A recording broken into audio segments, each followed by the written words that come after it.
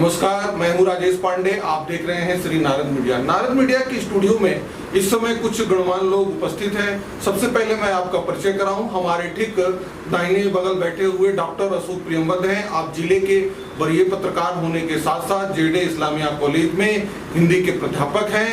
उनके ठीक दाहिने बगल जनता दल यूनाइटेड के जिला अध्यक्ष इंद्रदेव सिंह पटेल जी हैं और ठीक उनके दाहिने बगल बैठे हुए जनता दल यूनाइटेड के प्रवक्ता हैं निकेश चंद्र तिवारी जी। हम आप सभी से बारी बारी ये जो गठबंधन उम्मीदवार कविता सिंह की जो जीत हुई है इस पर हम बात करेंगे, लेकिन सबसे पहले एक त्वरित टिप्पणी डॉक्टर साहब से हम लेना चाहेंगे। डॉक्टर साहब, ये जो गठबंधन की जीत है और जो कविता सिंह जी ने यहाँ से काफी भारी अंतर के साथ 1 लाख से ज्यादा वोटों के अंतर के साथ यहाँ से जो विजयी हुई है, इसको आप किस रूप में लेते हैं? राजेश जी, यह राष्ट्रीय फलक पर देखना चाहिए। सिवान राष्ट्रीय फलक से अलग नहीं है। यह आंधी या तूफान देश के कोने कोने में था, उसके असर से सिवान कैसे वंचित हो सकता है? तो राष्ट्रीयता का जो उभार और जो बोध हम आज देख रहे हैं वह आज के पहले कभी नहीं दिखा, किसी भी चुनाव में नहीं दिखा। 1914 में भी जो चुनाव हुआ था उसमें भी राष्ट्रीयता नहीं था। वह एक निराशा के बाद उत्पन्न उम्मीद का प्रतिफल था। निराशा कांग्रेस के शासन से उपजी हुई थी और एक आशा के रूप में उभरे थे मोदी। तो उसका ट्रांसफॉर्मेशन हुआ, उसका रूपांतरण हो गया। लेकिन यह जो रिजल्ट है, यह रिजल्ट उस आशा के फलीभूत होने का रिजल्ट है। 5 सालों में उन्होंने जो प्रूव किया खुद को, उसका प्रतिफल सकारात्मक है। वह नकारात्मक था, यह सकारात्मक है। सबसे महत्वपूर्ण बात यह है, और ये देशव्यापी है।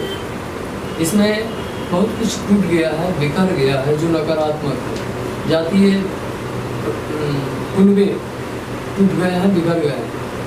जो हम छोटे छोटे कुनबों में बटे थे पिछले 50 वर्षों में, कांग्रेस ने जातीयता को बढ़ावा दिया। इससे हिंदुत्व कमजोर हुआ, राष्ट्रीयता कमजोर हुई।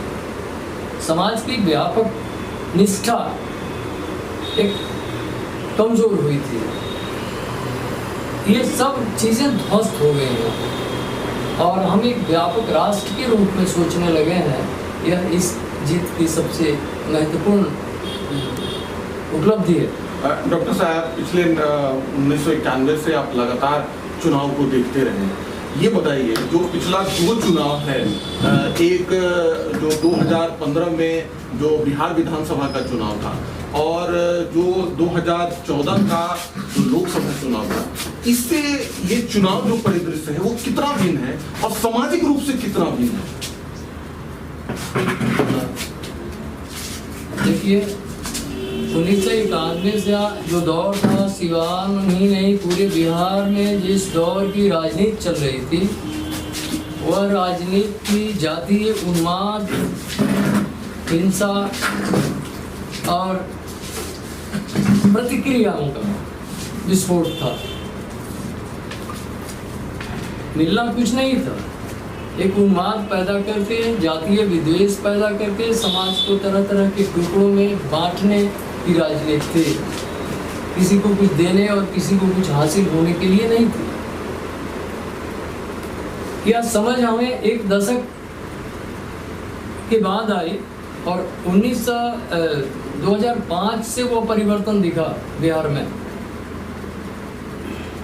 लेकिन उसकी चरम परिणति 2010 में हुई, जब एक स्वच्छ इमेज के साथ नीतीश कुमार ने खुद को प्रमाणित किया बिहार में।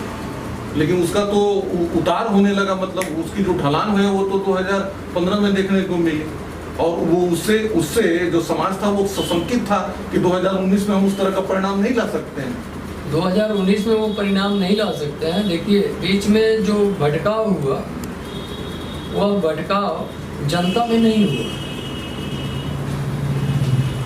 जातीय बंदिशें जो थी उससे लोग उबर नहीं पाए, या आप कह सकते हैं विधानसभा चुनाव में उसका असर साफ साफ दिखा, लेकिन लोकसभा में ऐसा नहीं हुआ। फिर देखिए, सबसे महत्वपूर्ण बात यह है कि आज देश और समाज के किसी भी वर्ग में आप जाएंगे, साफ साफ दिखाई देगा कि देश में का नेतृत्व अगर मोदी के हाथ में सबसे बेहतरीन कमांड है, तो मुख्यमंत्री के रूप में नीतीश कुमार सबसे मजबूत कमांडर हैं। तो यहाँ आप कहना चाहते हैं कि समाज में जो राष्ट्रीय चेतना है वो 2019 में एकदम से उभर के आई है। बिल्कुल, एकदम से पहली बार उभर के आई है, और लोगों ने उस तरह से एकदम जात बिरादरी मजहब को छोड़ के वोट किया है। ठीक, यह तो सौभाग्य है बिहार का कि बिहार का जो नेतृत्व है वो अभी मोदी के साथ कदम ताल मिलाकर चल रहा है, और ये दोनों चीजें बिहार को मिल गई। प्रधानमंत्री भी मिल गया उसी श्रेणी का जिस श्रेणी का मुख्यमंत्री है। लेकिन डॉक्टर साहब, अटल बिहारी वाजपेयी गांधी मैदान से पहली बार बोला था कि नया बिहार नीतीश कुमार, और इस चीज को मतलब भाजपा का एक बड़ा संगठन इस चीज को मानता है कि नीतीश कुमार जो है वो नया बिहार है, और कहीं भाजपा के साथ नीतीश कुमार के जुड़ जाने से इस तरह का एकदम तो रिजल्ट नहीं आया। नहीं, ऐसा नहीं है। नीतीश कुमार अगर नहीं भी होते तो रिजल्ट में बहुत बड़ा बदलाव नहीं होता। कारण उसका ये है कि बिहार की जनता ये स्पष्ट देख रही है कि हम प्रधानमंत्री के लिए वोट दे रहे हैं, हम मुख्यमंत्री के लिए वोट नहीं देते हैं। देखिए मजे की बात, आप उड़ीसा पर नजर डालिए, वहाँ बीजेपी ने बहुत मजबूती से लोकसभा में हासिल किया है, वही परिणाम विधानसभा में उसको नहीं मिला है, क्योंकि एक मजबूत मुख्यमंत्री का चेहरा नवीन पटनायक के रूप में उसके सामने है। ठीक उसी तरह बिहार के सामने नीतीश कुमार का चेहरा जब तक है, एक मुख्यमंत्री के रूप में उसको कोई विचलित नहीं कर सकता है, लेकिन एक प्रधानमंत्री के रूप में भी उसको एक मजबूत शासक चाहिए, जो मोदी ही दे सकते थे। ये विश्वास बिहार को है। इंद्रदेव सिंह पटेल जी, आप जनता दल यूनाइटेड के जिला अध्यक्ष हैं। जिस दिन से ये घोषणा हुई कि राष्ट्रीय जनतांत्रिक गठबंधन की उम्मीदवार कविता सिंह सिवान से चुनाव लड़ने वाली हैं, तो उस दिन से और आज तक में आपको ये लगा कि हम लोग इस चुनाव को जीत पाएंगे? संगठनिक स्तर पे जो है कैसे हम लोग जमीन स्तर पे हम लोग जुड़ पाएंगे? देखिए, चुनाव का जब घोषणा हुआ तो राष्ट्रीय जनतांत्रिक गठबंधन के हमारे नेतागण सीट का बंटवारा किए, और सीट बंटवारा होने पर सिवान जनता दल यूनाइटेड के कोटा में गया। उस समय मंथन हुआ उम्मीदवार कौन होगा। राजनीतिक पार्टी होने के चलते सभी वर्गों से ध्यान देते हुए उम्मीदवार बनाया जाता है। 17 उम्मीदवार जेडीयू को तय करना था, 17 भारतीय जनता पार्टी को और 6 एलजेपी, यानी 40 उम्मीदवार एनडीए को बनाना था। और सारी विषयों पर बिहार के माननीय मुख्यमंत्री नीतीश कुमार जी को बारीकी से ध्यान देना था। उसमें सिवान से दरौंदा की विधायक श्रीमती कविता सिंह को एनडीए का उम्मीदवार बनाया गया। बिहार के माननीय मुख्यमंत्री नीतीश कुमार जी ने उनके काम को देखा था, क्योंकि दरौंदा में विधायक रहकर दूसरा टर्म में विकास का उन्होंने बहुत सा काम किया, और एक महिला है, सदन में बहुत ढंग से अपनी बात को रखती है, और यहाँ पर सिवान का चुनाव को उन्होंने बहुत गंभीरता से लिया, क्योंकि भारतीय जनता पार्टी से यह सीट जेडीयू को गया था। वर्तमान में जो सांसद थे उनको नहीं उम्मीदवार बनना यह भारतीय जनता पार्टी का था, जेडीयू को अपना उम्मीदवार बनाना जेडीयू का काम था। तो हम लोग कार्यकर्ताओं को नेता ने फीडबैक लिया था, हम लोग यहाँ से अपना फीडबैक दे दिए थे। राष्ट्रीय जनतांत्रिक गठबंधन का कोई भी कार्यकर्ता चुनाव लड़ेगा इस बार यहाँ से, तो निश्चित रूप से विजय होगा, क्योंकि यहाँ राष्ट्रीय जनतांत्रिक गठबंधन का उम्मीदवार को जिता कर भेजना सिवान का दायित्व था। वहाँ देश के प्रधानमंत्री आदरणीय नरेंद्र भाई मोदी जी को पुनः दोबारा प्रधानमंत्री बनाना है, इसलिए सिवान से अपना हम लोग प्रतिनिधि भेजेंगे, तभी वो बैठेंगे। यह सब विषय देखकर यहाँ तय हो गया था कि कविता सिंह को चुनाव जीतना है। इस जीत के प्रति आप आश्वस्त थे? हम आश्वस्त इसलिए थे कि हमारे सामने जो उम्मीदवार थे और जो उनको लड़ाई लोग लड़ रहे थे, उन लोग को हम लोग जानते थे कि वो लोग कौन है, किस भाषा में लोग बात करते हैं, किस तरीका से वे लोग जनता में जाते हैं, और जनता भी उनको पहचानती थी। वही लोग हैं जो फिर आए हैं। कल वो लोग वोट मांगने दरवाजे पर नहीं जाते थे, गांव में पूरा वोट को ले लेते थे। अब उन लोग वोट मांगने आए, जनता ने उनको बहुत पहले पहचान गई थी। उनके शासनकाल में कितने परेशानी हुआ था, और नीतीश कुमार जी जब सरकार चला रहे हैं बिहार में, भाई नरेंद्र मोदी जी जब यहाँ देश में चला रहे हैं, तो हम लोग को कितना यहाँ सुख मिल रहा है, किस तरह से महिलाओं को सम्मान मिल रहा है। इस सब चीज़ देखकर यहाँ पर लोग को मन बन गया था कि एनडीए के उम्मीदवार को जिताना है। और 2005 में एनडीए ने अपने 8 सीट प्राप्त करके साबित कर दिया था कि वही समीकरण, वही लड़ाकू लोग फिर हमसे लड़ रहे हैं। तो ये इस बार का लड़ाई कोई चुनौती नहीं है, चिटकी में मल कर हम लोग इन लोग को लड़ाई जीत लेंगे। वही हुआ। एक बस थोड़ा अभाव हुई, तो इसको देखते हुए ऐसा नहीं लगता था कि मुख्यमंत्री डायरेक्ट इसकी मॉनिटरिंग कर रहे हैं और इसको सिवान सीट को देख रहे हैं? कहीं ना कहीं आप लोगों को लगता था कि बहुत कड़ा मुकाबला है? ऐसी कोई बात नहीं है। बिहार में हम जो चुनाव लड़ रहे थे, लोकसभा का चुनाव जो बिहार में नीतीश कुमार के नेतृत्व में लड़ रहे थे, देश का चुनाव हम माननीय नरेंद्र मोदी जी के नेतृत्व में लड़ रहे थे, लेकिन बिहार का चुनाव, बिहार के परिदृश्य में नीतीश कुमार के इर्द गिर्द ये चुनाव होता था। और बीजेपी ने भी माना था कि बिहार का चुनाव हम नीतीश कुमार के नेतृत्व में लड़ रहे हैं। तो सिर्फ सिवान ही नहीं, बिहार के 40 सीट का कमांड नीतीश जी स्वयं कर रहे थे और बहुत ही बारीकी के साथ देखते थे। और रह गया सिवान में उनकी 4-5 सभाएं हुई। नीतीश जी सिवान के मिट्टी से इतने प्रभावित हैं और सिवान के लोगों से उनका इतना लगाव है कि वो बार बार आना चाहते हैं।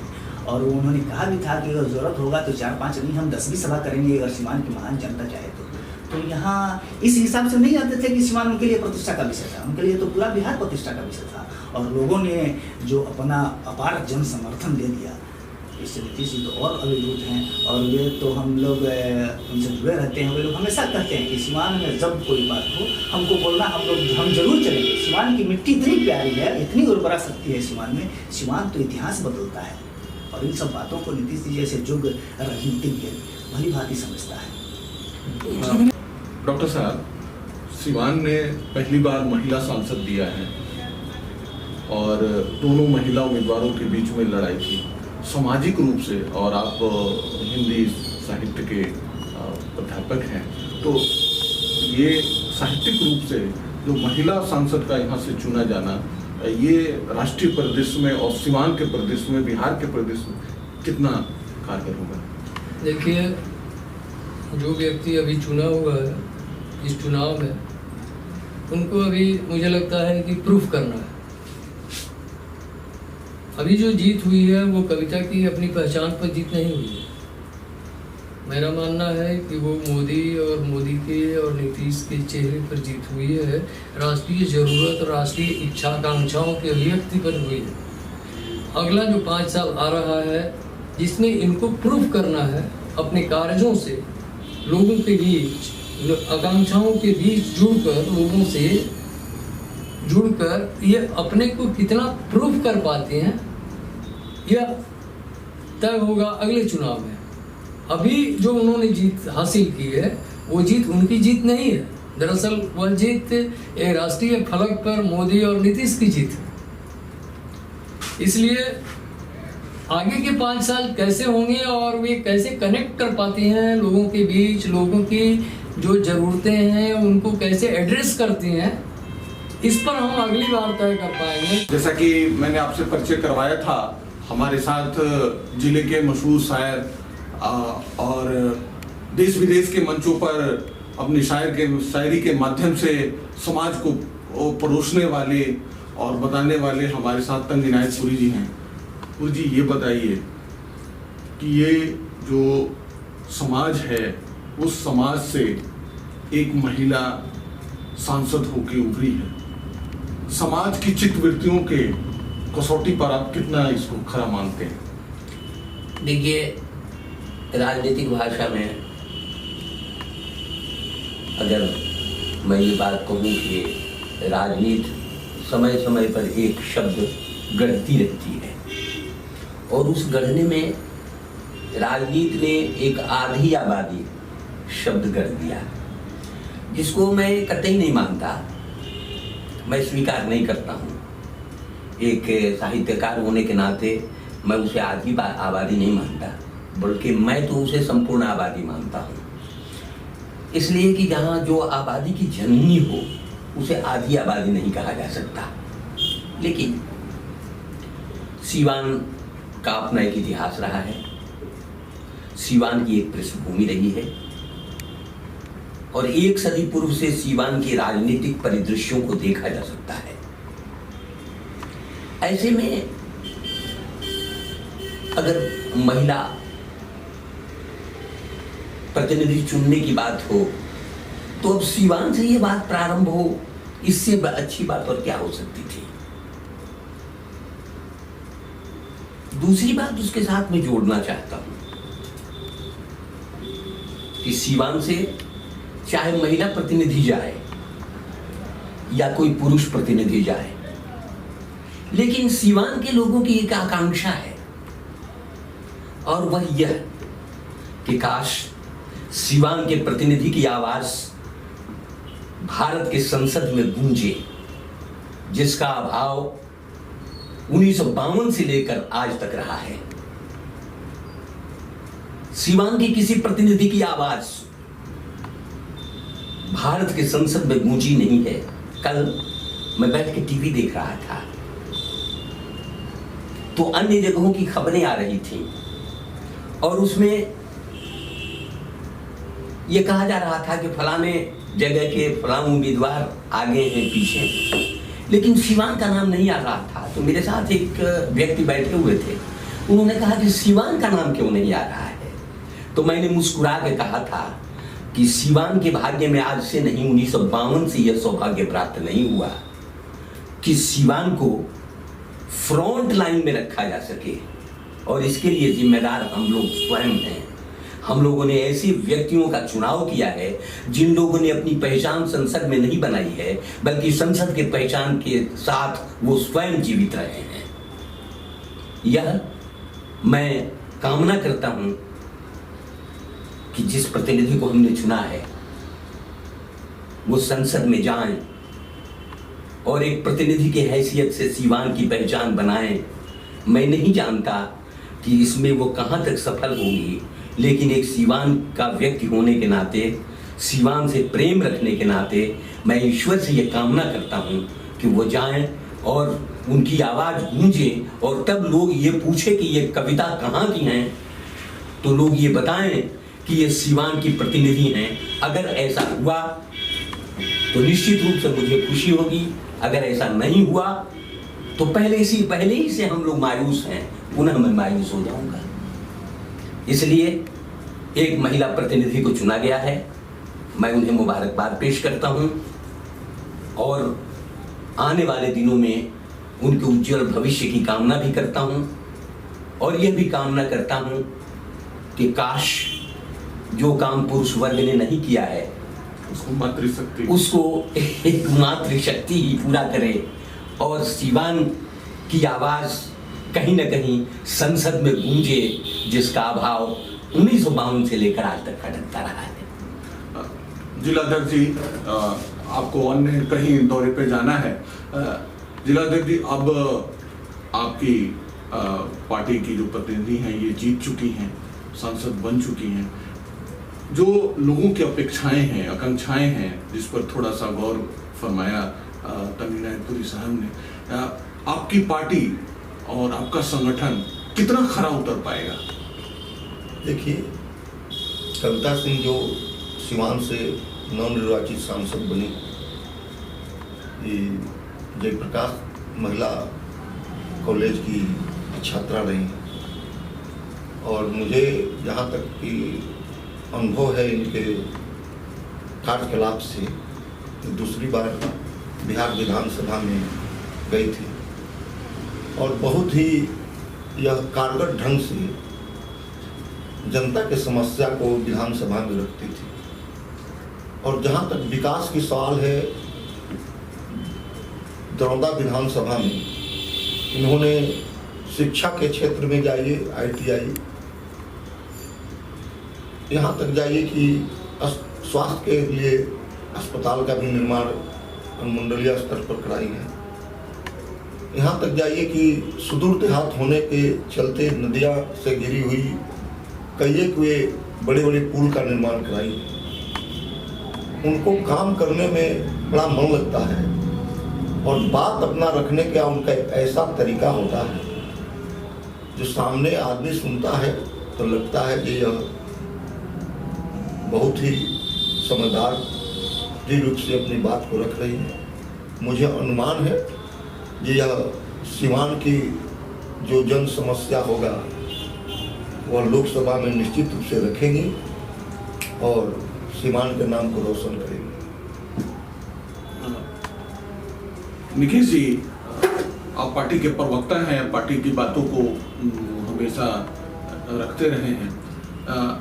एक पार्टी के प्रवक्ता के रूप में आप ये मानते हैं कि जो हमारा सांसद होगा अगले 5 वर्षों तक, वो हमारी जनता की भावनाओं के अनुरूप कार्य करेगा? देखिए राजेश जी, सबसे पहले तो मैं तंग साहब की जो इन्होंने बातें कही, बहुत ही अच्छी बातें कही। सिवान का जो पहचान रहा है, उन्होंने कहा 1952 से लेकर अभी तक बेजुबान भी कहा जाए तो चल सकता है, क्योंकि राजनीति और प्रतिनिधित्व दोनों दो चीज़ें हैं। राजनीति तो कोई भी व्यक्ति कर सकता है, लेकिन प्रतिनिधित्व और नेतृत्व वो करता है जिसमें कुछ अलग क्वालिटी होता है। जिलाध्यक्ष जी ने इस पर प्रकाश डाला है। जी जी जी। तो निश्चित तौर पर सिवान की जनता जिसके हाथों में नेतृत्व सौंप रही है, नेता का एक ऐसा नेता में ऐसा क्षमता होना चाहिए, ऐसी एक्टिविटी उसकी होनी चाहिए कि सारे समाज की निगाह उस पर टिकी रहे। और सिवान की पहचान, सिवान ऐसे अपने पहचान के लिए मोहताज नहीं है, लेकिन वास्तव में ये सच है कि जितने हमारे जनप्रतिनिधि हुए हैं जो देश के महापंचायत में गए हैं, निश्चित तौर पे जिस हिसाब से सिवान की आवाज़ को वहाँ बुलंद करना चाहिए था, नहीं हुआ है। इससे इनकार नहीं किया सकता है। और आज ज़रूरत है, राष्ट्रीय फलक पर सिवान का नाम है, लेकिन राजनीतिक फलक पे जो सिवान के नाम का अभाव देश की जनता के सामने है, महापंचायत के सामने है, नेतृत्व के सामने जैसा रहना चाहिए।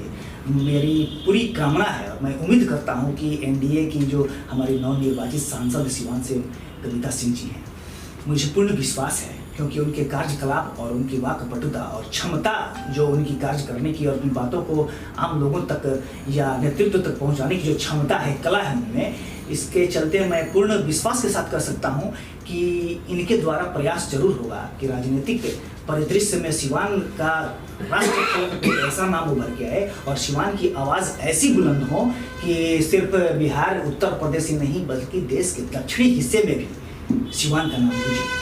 और मैं उम्मीद करता हूँ कि इस पे वे सिवान की जन आकांक्षाओं पे खरा उतरेंगी और मेरी कामना भी है ईश्वर से कि वे करें और संगठन और ये कि सभी लोग सिवान की महान जनता उनके साथ रहेगी। अंतिम सवाल जिलाध्यक्ष जी से। जिलाध्यक्ष जी, 1 साल के बाद, 1 साल 2-3 महीने के बाद आपका विधानसभा का चुनाव आ रहा है। ये जो आपको बड़ी जीत मिली है, इसको बरकरार रखते हुए और 2020 में जो विधानसभा का चुनाव है वो बहुत बड़ा चुनौती होगा आपके लिए, आप इसको कैसे देखते हैं? देखिए, अभी का जो चुनाव परिणाम हुआ है यह हम लोग को और मजबूती दिया है काम करने के लिए और साहस मिला है या आदमी काम करेगा तो उसका परिणाम आगे अच्छा होगा। हम लोग काम किए थे, काम के आधार पर वोट मांगे थे। हमारे आदरणीय प्रधानमंत्री काम किए थे, हमारे बिहार के माननीय मुख्यमंत्री काम किए थे। हम काम के वोट मांगे, हमको जनता ने स्वीकारा। जो लोग काम नहीं किए थे उन लोग को जनता ने नकारा। तो हम लोग तो अगला जो चुनाव आ रहा है उसको देंगे, जनता का अपने काम का हिसाब देंगे और जनता उसके आधार पर हमें लगता है ये फिर से पुनः बिहार का सत्ता बिहार के माननीय मुख्यमंत्री नीतीश कुमार जी को ही सौंपेगी। इसमें कोई दो राय नहीं है। बिहार की जनता का अनुरूप यहाँ काम हो रहा है। घर घर में जो लोग महिलाएं को बिजली मिल रहा है, उन लोग को भाई नरेंद्र मोदी जी का जो गैस चूल्हा मिला है, अब महिलाएं सुख भोग रही हैं। अब उन लोग भूलना नहीं चाहती हैं। महिलाओं को शराबबंदी से कहीं ज्यादा, शराबबंदी से तो महिलाओं में इतना प्रसन्नता है कि अगर उनके सामने कोई नीतीश जी का शिकायत कर देता था तो भले वे लोग तो किसी से झगड़ा करना नहीं चाहती थी, लेकिन वो जरूर ही कहती थी कि ये मूर्ख हैं। और रोड पर चलने वाले लोग की वो लोग पहचान लेती थी ये कौन अच्छे हैं कौन गलत हैं, और कहती थी ये इनकी बात को आप मत सुनिए, हम लोग नीतीश कुमार जी के साथ हैं। आपको मैं बता दूं, चुनाव में मैं भ्रमण कर रहा था तो कुछ भाकपा माले के एरिया में मैं गया था, लाल झंडा वाले का। उन महिलाओं से मैं बात किया तो लोग कही ये हमारे घर के आगे ये पक्की सड़क हो गया है, नाली हो गया है और बिजली का इस तरह से मैंने सुविधा मिला है। अब हम लोग को चाहिए का बेमतलब का झगड़ा झंझट करने वाले लोग से मैं ऊब गई हूँ। अब हम लोग नीतीश कुमार जी से शांति मिल रहा है, हमारे बच्चे को साइकिल मिल रहा है, पोशाक मिल रहा है, कल हमारे बेटा बेटी को कंप्यूटर मिलेगा। हम लोग यह देखना चाहते हैं, हम लोग बंदूक और लाठी गोली नहीं देखना चाहते। तो इसलिए लोग इंतजार कर रहे हैं फिर नीतीश कुमार को पुनः सत्ता देंगे। आप शायर हैं, समाज की चित्तवृत्तियों के आप चितेरा हैं। इतनी बड़ी जो जीत है और समाज में सारे बंधनों को तोड़ के जो मत दिया है और सारे वर्ग का बिहार है, बिहार में जाति का बड़ा ही इधर से उधर आना जाना होता है, लेकिन ये जो जीत है, जो ये जो प्रचंड बहुमत मिला है, इसमें समाज क्या सोचता है, क्या सोच के इस तरह का काम किया? देखिए, ये सवाल आपका 2-3 सवाल एक ही में शामिल है और मैं दोनों तीनों को एक साथ करना चाहता हूँ। एक पंक्ति से प्रारंभ करता हूँ कि ये पब्लिक है, सब जानती है। ऐसा नहीं है कि बिहार की जनता कल को मूर्ख थी, आज समझदार हुई है। एक बात जरूर इस बात को मानिएगा कि आम आदमी के बीच में कोई बंटवारा नहीं है। ये जातिगत जो कई हिस्सों में बटे हुए हैं, कभी सिवान के देहात में जाकर वहाँ के जनजीवन को देखिए और तब महसूस कीजिएगा कि वहाँ सामाजिक रिश्तों के बंधन में तमाम लोग बंधे हुए हैं। किसी का कोई चचा है, किसी का कोई भतीजा है, जबकि अलग अलग बिरादरी से आने वाले लोग हैं। ये राजनीतिज्ञों को मैं कभी नहीं छोड़ता हूँ, इन्हें बार बार कोसता हूँ। मुझे माफ़ करेंगे, हमारे अध्यक्ष जी यहाँ बैठे हुए हैं, मुझे माफ़ करेंगे अगर आप प्रवक्ता हैं तो आप मुझे माफ़ कीजिएगा। इस देश का एक आम आदमी हूँ और मुझे भी बोलने का हक है।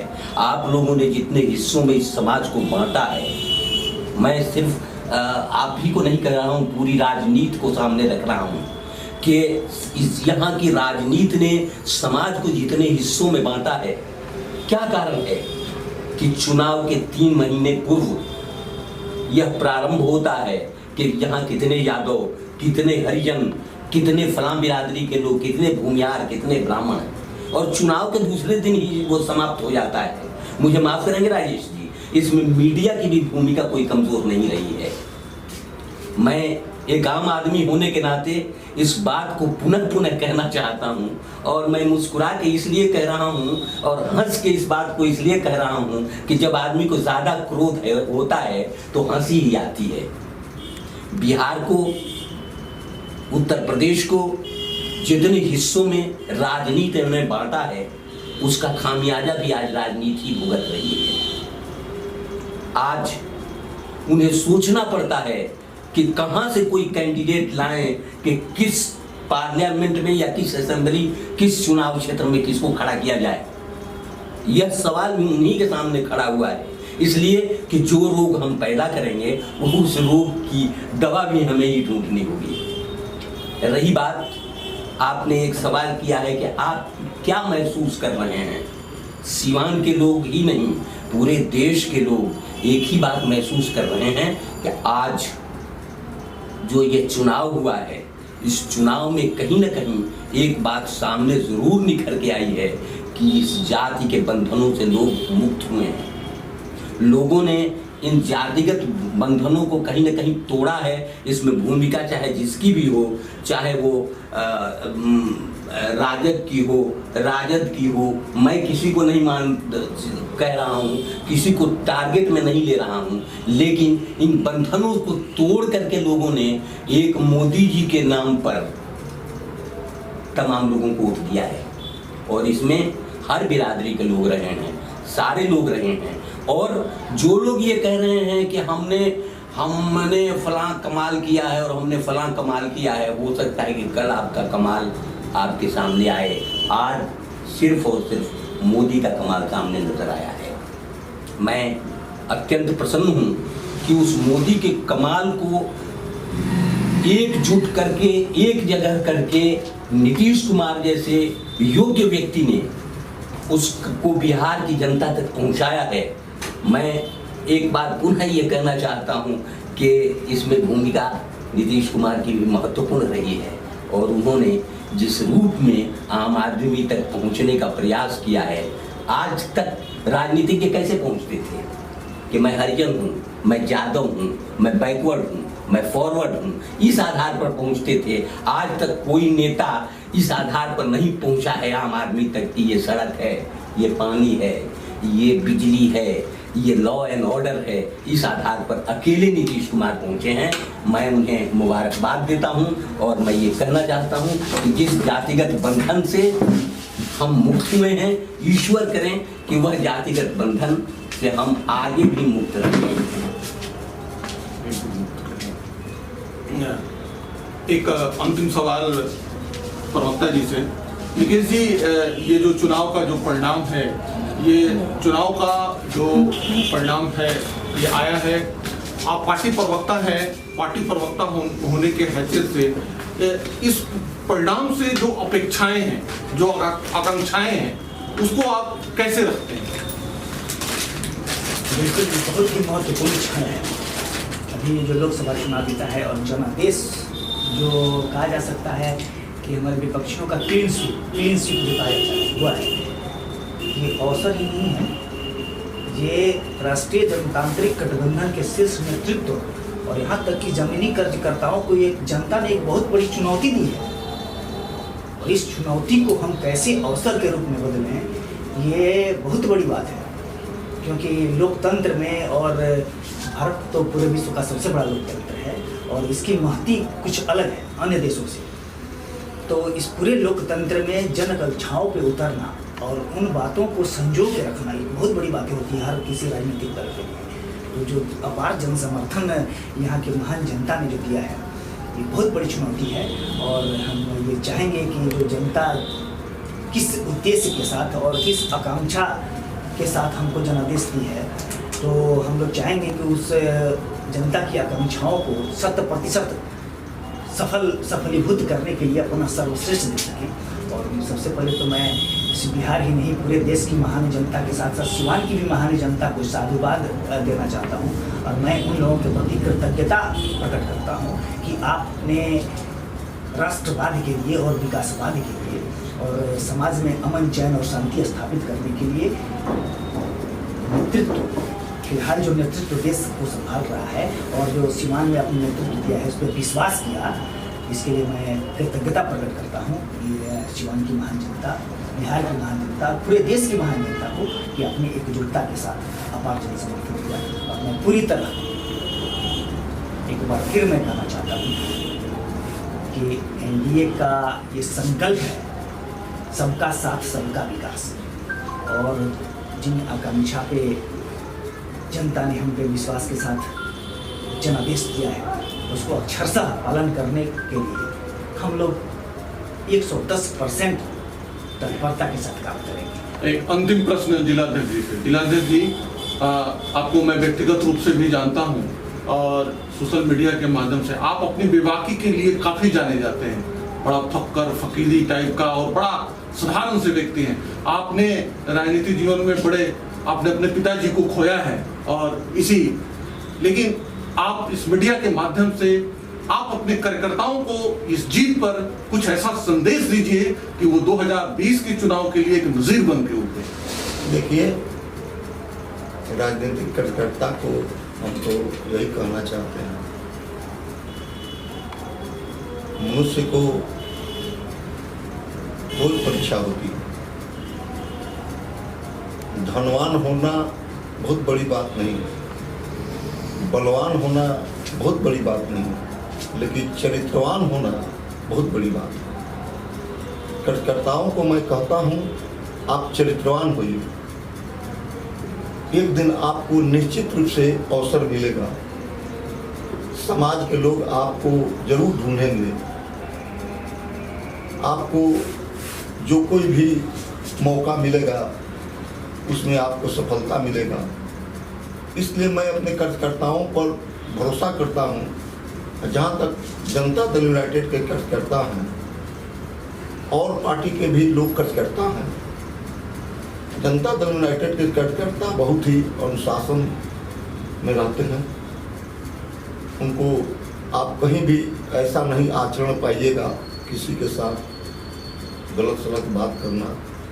हमारी पार्टी ने तो लोग और पार्टी के लोग सब लोग विकास की बात करते हैं, स्कूल की, रोड की, रेल की। हम लोग तो संस्कार विकास की बात करते हैं। बच्चों में संस्कार होना चाहिए। शराबबंदी को लेकर आप देखे हैं, अब घर घर में महिलाएं कितने इससे प्रसन्न हैं, उनके बच्चे प्रसन्न हैं। कल तक उनके पिताजी शराब पीकर आते थे, तांडव मचाते थे, अब वह चीज़ तो मिट रहा है। इसलिए हम लोग अपने कार्यकर्ताओं को कहते हैं कि आप लोग समाज में एक चेतना पैदा कीजिए, राजनीति के साथ साथ समाज में एक संस्कार बनाइए। यही सब हम लोग लेकर राजनीति करते हैं। तगनातुरी जी, एक बस अंतिम प्रश्न। इस जिलाध्यक्ष जी हैं, खुशी का मौका है, उनके उम्मीदवार ने सीवान से प्रचंड बहुमत के साथ विजय किया। एक 2 लाइन उनके लिए गुनगुना दीजिए। देखिए, ये अवसर निश्चित रूप से एक बड़ा अवसर है और ऐसे अवसर पर मुबारकबाद तो दिया ही जाना चाहिए। मैं न सिर्फ इनके दल को, न सिर्फ इनके प्रतिनिधि को, बल्कि सीवान के एक एक व्यक्ति को मैं बधाई देना चाहता हूँ। इसलिए कि 2 बातें हुई थी। कभी वोट लिया जाता था, कभी वोट मांगा गया और कभी वोट मिला। तो इस वर्ष आप लोगों को वोट मिला है, आप लोगों ने प्राप्त किया है, लिया नहीं है। इसलिए मैं बधाई देता हूँ कि लोकतंत्र ऐसे ही सब कारणों से मजबूत होता है और प्रजातंत्र को मजबूत करने के लिए आप लोगों ने बड़े बड़े काम किए हैं। ये सबसे बड़ी बात है और उपलब्धि है कि हम इस बिहार में, लोग ये कह रहे थे बार बार कि बिहार में फलां पार्टी जीतेगी, फलां पार्टी को इतना वोट आएगा, इतना मत आएगा। तो मैं एक बात सोचता था कि इस वर्ष तो ऐसा कुछ है नहीं, ये वोट ले नहीं सकते हैं और इनको आम आदमी कितना देगा ये मैं नहीं जानता। तो सिवान में इस परंपरा को आप लोगों ने बल दिया है, इसके लिए एक बार बधाई देता हूँ।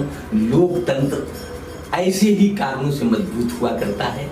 लोग प्रजातंत्र की दुहाई देते हुए मैं एक बार पुनः कहना चाहता हूँ कि ये जो एक पृष्ठभूमि तैयार हुआ है और इस पृष्ठभूमि पर जितने हम तमाम लोगों ने लोकतंत्र के पर्व को प्रसन्नता के साथ मनाया है, यह कारगर रहे, आगे कायम रहे और हम और आप तमाम लोग ये महसूस करें कि मतदान में मत मांगा जाता है, जबरदस्ती दिया नहीं जाता है।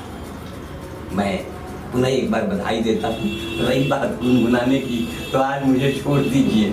आज मैं यही कहूँगा कि मैं जिस रूप में आप लोगों ने बुलाया है उसी रूप में आप सभी नारद मीडिया के स्टूडियो में आए और आपने बड़ी बेबाकी से इस जीत के ऊपर तरह तरह के सवालों पे आपने अपना विश्लेषण प्रस्तुत किया। आप हमारे स्टूडियो में आए, आप लोगों का यहाँ आने के लिए और अपना कीमती समय निकालने के लिए नारद मीडिया की पूरी टीम हृदय से आप सभी का धन्यवाद देती है।